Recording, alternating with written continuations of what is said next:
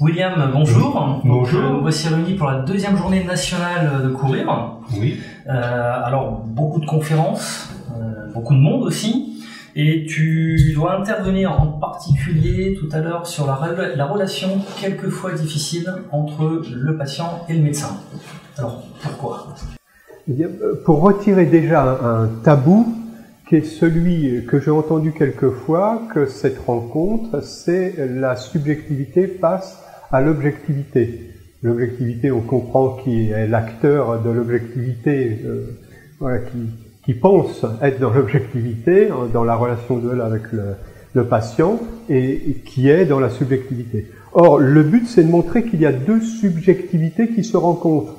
Mais encore faut-il que le médecin accepte que son apparente rationalité, la science, eh bien, elle traverse un homme et que cet homme, il est pris par ses propres sentiments, ses affects, ce qui s'est passé la veille, ce qui s'est passé il y a 10 minutes, l'autre patient qu'il a rencontré, ce qui lui arrive dans sa vie personnelle, ses doutes lui-même par rapport au travail qu'il réalise, sur les recherches qui ont lieu, qu'il ne veut pas faire passer. Donc tout ce travail-là dans la tête du médecin amène une subjectivité de l'émotionnel, de l'affect, comme en face chez le patient.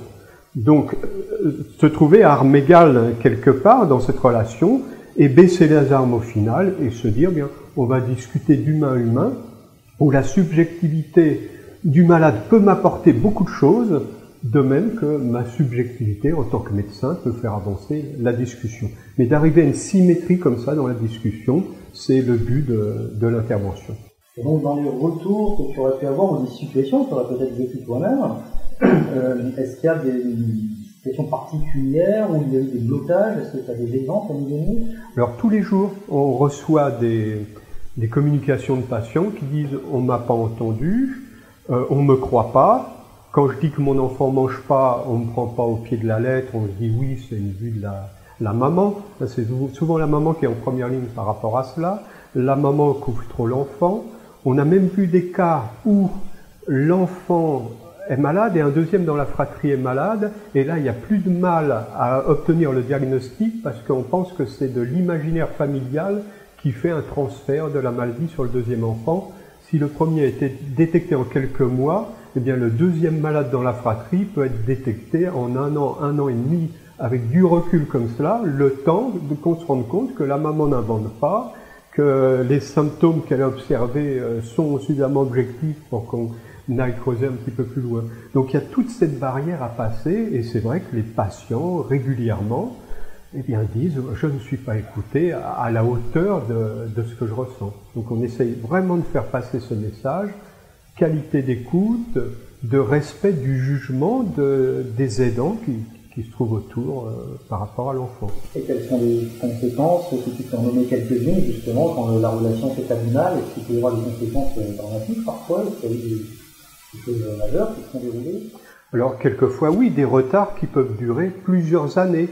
Quand la relation s'est mal passée avec le médecin, qu'une méfiance s'établit avec une idée de généralisation, voilà, tous les médecins sont les mêmes, ils ne nous écoutent pas, eh bien, après, bon, on n'y croit plus trop, on ne consulte plus au bon moment, on néglige un certain nombre de choses, où la maman elle-même devient dépressive, découragée, se sent mal à l'aise par rapport à tout cela.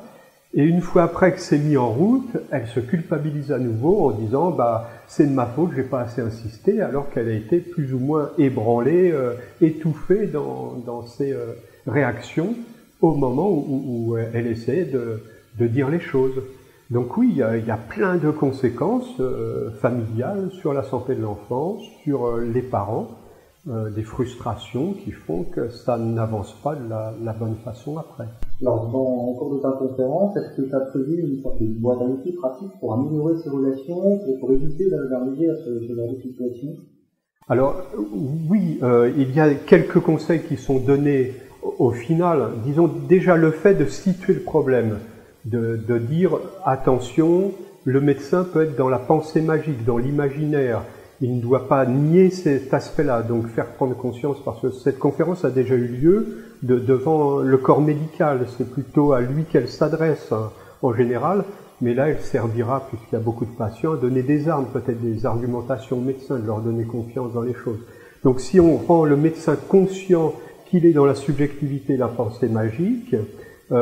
Il aura profil un peu plus bas par rapport à l'expérience parentale, ce qu'on essaie aussi de faire passer en éducation thérapeutique du patient, pour qu'il s'établisse un réel dialogue.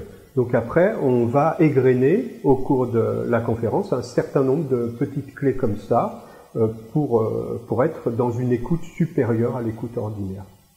Alors, pour conclure, j'aimerais que tu me dises un petit peu ton sentiment sur ces nouvelles journées, comment ça se passe, est-ce que tu as assisté à des conférences, qu'est-ce que tu as vu, et surtout, est-ce que tu as un message à faire passer aux parents qui n'ont pas pu être là, ou aux patients qui n'ont pas pu être là aujourd'hui, et qui nous regarderont cette interview à distance?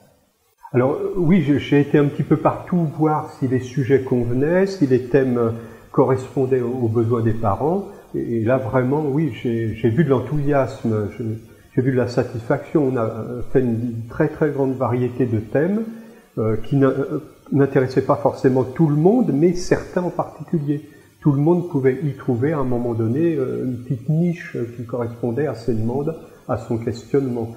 Et partout, j'ai vu un indice de satisfaction, à la fois des intervenants, qui de plus en plus, les intervenants veulent être dans le dialogue, pas du magistral uniquement, mais être vraiment dans les réponses aux questionnements réels des familles. Donc ça, c'est une bonne chose. Et comme le dimanche, ça va être table ronde d'échange de familles, sans forcément qu'il y ait de cadre défini pour laisser la liberté des besoins, on s'est rendu compte qu'il y avait vraiment beaucoup de désir de s'exprimer sur ces thèmes-là de la part des familles. Donc, je suis très très content de ces journées. On a un succès au-delà en inscription de ce qu'on attendait. En nombre, on a été obligé d'arrêter les inscriptions puisque le lieu ne pouvait pas en contenir autant que cela. Donc, nous pensons bien sûr renouveler une telle expérience. William, merci beaucoup. De rien. On va se retourner en conférence. Et à ce soir. Merci, à ce soir.